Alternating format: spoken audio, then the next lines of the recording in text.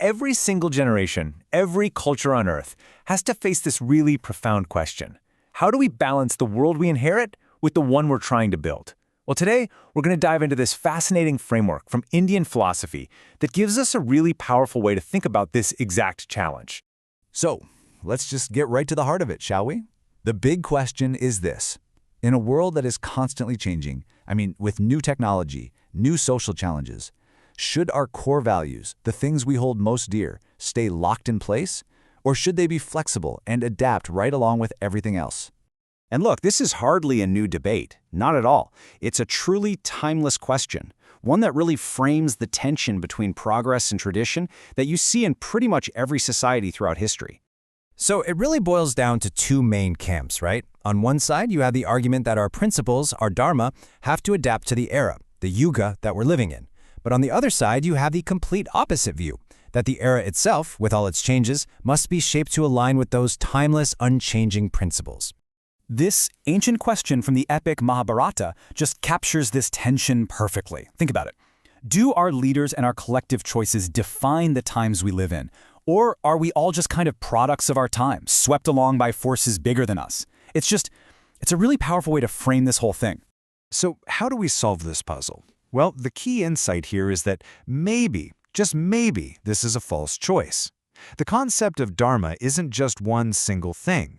Turns out it's understood to have two very distinct and equally important forms. First up, we have what's called Shruti. Now, I want you to think of this as the bedrock, the absolute foundation. These are the eternal, universal principles that are true in any age for any person. We're talking about core values like truth, compassion for all living things, nonviolence. These things simply don't have an expiration date. And then you have Smriti.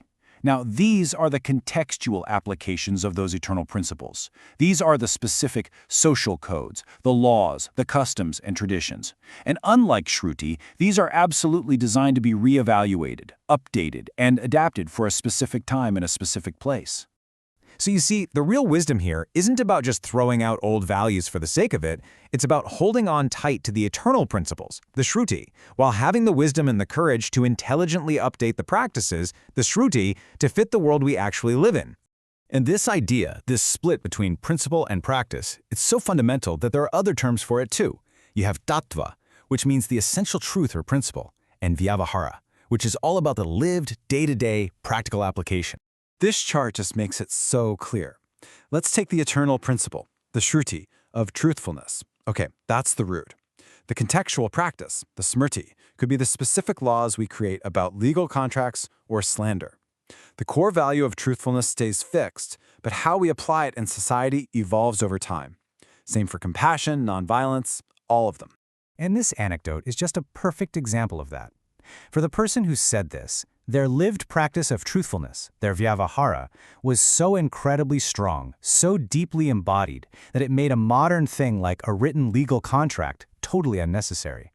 The value wasn't just written down in a book, it was alive. Okay, so if the practices, the smriti, are supposed to change, how in the world does that actually happen? It's not just a free-for-all. Turns out there was a dynamic, kind of built-in process for this evolution. See, it wasn't random at all. It was actually a structured, self-correcting system.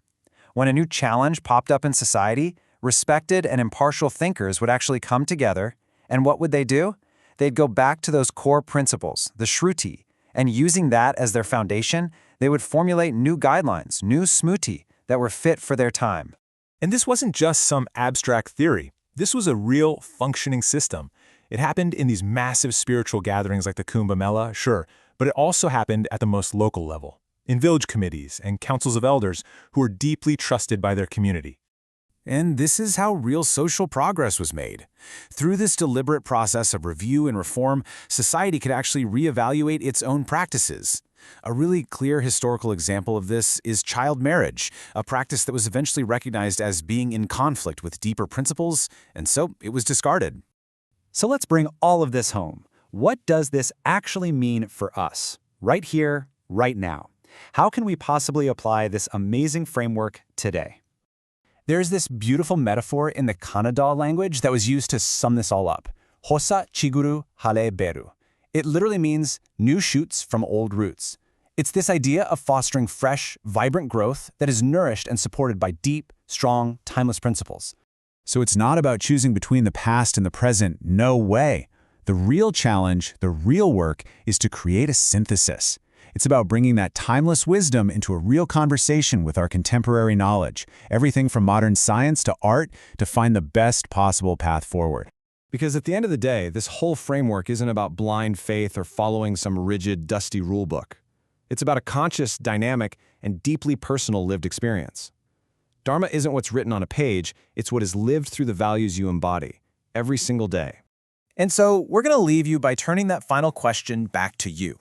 In your own life, in your work, with your family, in your community, how are you balancing the old roots of your timeless principles with the new shoots that are needed for the world today?